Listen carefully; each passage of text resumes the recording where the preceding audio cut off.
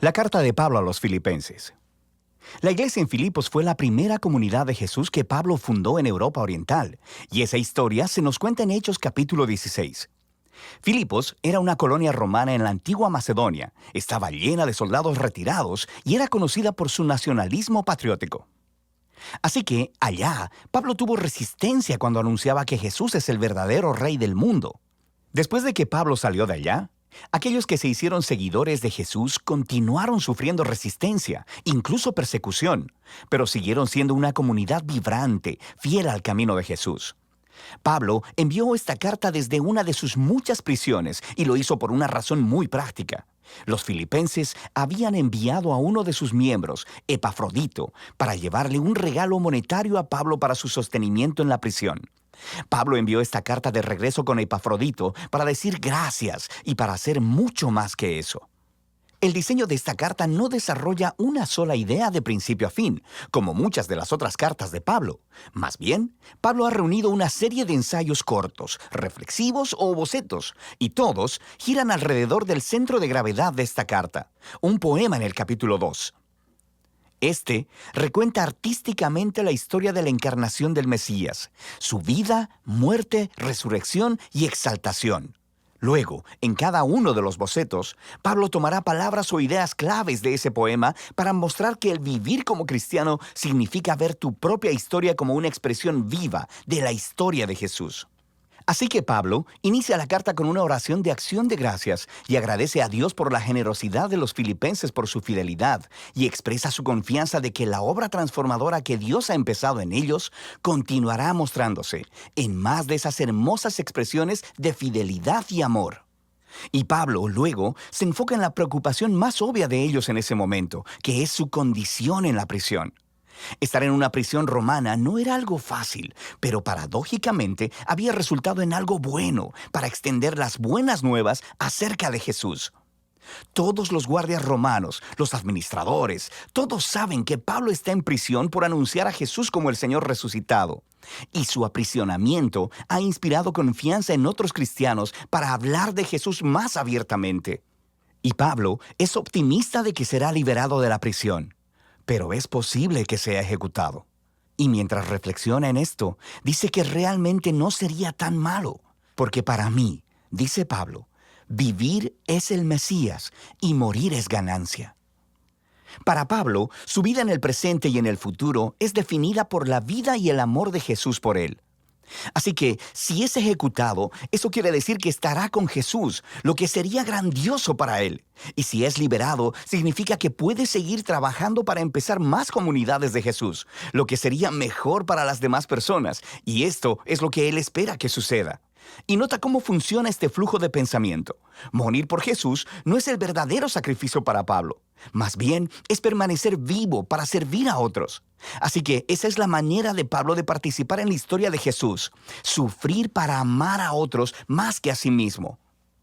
Pablo luego se vuelve a los filipenses y los exhorta a participar del ejemplo de Jesús pensando de la misma manera que él. Les dice, sus vidas como ciudadanos deben ser consistentes con las buenas nuevas del Mesías. Así que estos cristianos en Filipos vivían en un semillero de patriotismo romano, pero su manera de vivir debe ser moldeada por otro rey, Jesús, y eso podría traer persecución. Pero ellos no deben temer sufrir por estar asociados a Jesús, porque es la manera de vivir la historia de Jesús mismo, lo que lleva a Pablo al gran poema del capítulo 2. Es muy rico y está lleno de ecos de pasajes del Antiguo Testamento, especialmente la historia de Adán y su rebelión en Génesis 1 al 3 y de los poemas del siervo sufriente en el libro de Isaías. Este poema es digno de memorizarse. Es una hermosa versión condensada de la narrativa del Evangelio. Antes de volverse humano, el Mesías existía en un estado de gloria e igualdad con Dios. Y a diferencia de Adán, quien trató de alcanzar la igualdad con Dios, el Mesías eligió no explotar su condición de igualdad para beneficio propio. Más bien, se despojó a sí mismo de esa condición. Se hizo hombre, se volvió siervo de todos y aún más que eso, permitió que lo humillaran. Él fue obediente al Padre al ir a morir en una cruz romana. Pero a través del poder y la gracia de Dios, la vergonzosa muerte del Mesías fue revertida a través de la resurrección. Y ahora Dios ha exaltado a Jesús hasta lo sumo, como el Rey sobre todo cuanto existe, otorgándole un nombre que es sobre todo nombre, para que toda la creación reconozca que Jesús, el Mesías, es Señor, para la gloria de Dios Padre. Ahora, esta última declaración es asombrosa. Pablo está citando Isaías capítulo 45, un pasaje donde toda la creación reconoce al Dios de Israel como Señor. El punto de Pablo aquí es muy claro.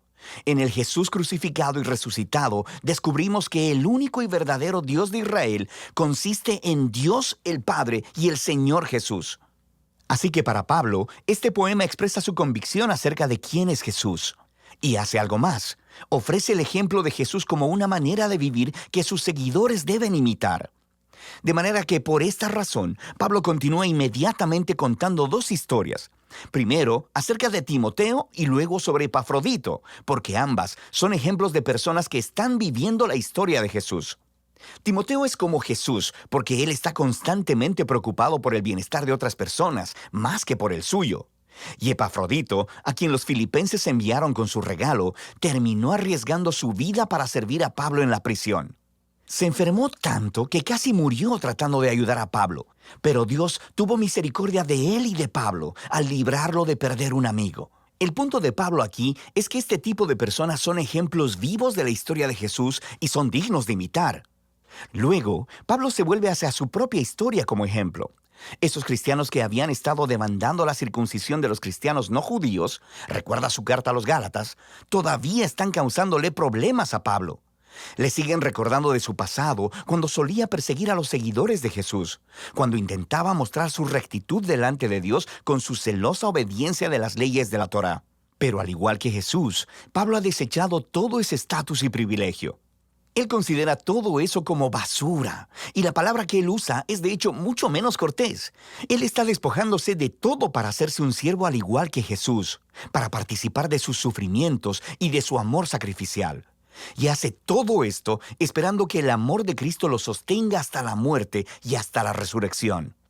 Así que Pablo dice que para los seguidores de Jesús, su verdadera ciudadanía está en los cielos. Pero para Pablo, esto no significa que debemos estar esperando salir de la tierra e ir al cielo algún día. Más bien, el cielo es el lugar trascendente donde Jesús gobierna como Rey.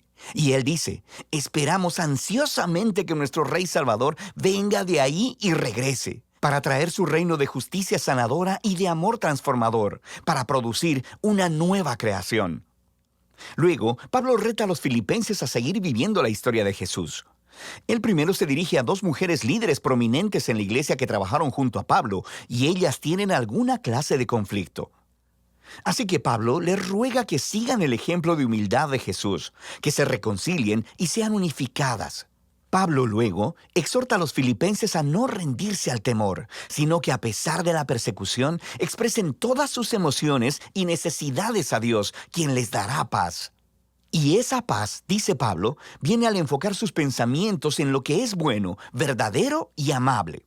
Siempre hay algo por lo que podrías quejarte, pero un seguidor de Jesús sabe que todo en la vida es un regalo, y podemos elegir ver la belleza y la gracia en cualquier circunstancia de la vida. Lo que lleva a Pablo a su conclusión. Él agradece una vez más por el regalo sacrificial de los filipenses y quiere que sepan que sus prisiones, sus tiempos de pobreza, no son verdaderas dificultades para él. De hecho, se convirtieron en sus mejores maestros, mostrándole que no importan sus circunstancias. Él ha aprendido el secreto del contentamiento, la simple dependencia en aquel que lo fortalece. Pablo ha llegado a ver su propio sufrimiento como una participación en la historia de Jesús. La carta a los filipenses nos da un vistazo único en el corazón y la mente de Pablo. Él veía su vida entera como una representación de la historia de Jesús. Y en esta carta puedes sentir su conexión cercana con Jesús, su conciencia de que el amor y la presencia de Jesús están más cercanos a él que su propia piel, y que eso es lo que le da esperanza y humildad en sus horas más oscuras. Así que Pablo nos muestra que conocer a Jesús es siempre un encuentro personal y transformador, y que esa es la clase de Jesús al que Pablo invita a los demás a seguir. Y de eso se trata la carta de Pablo a los filipenses.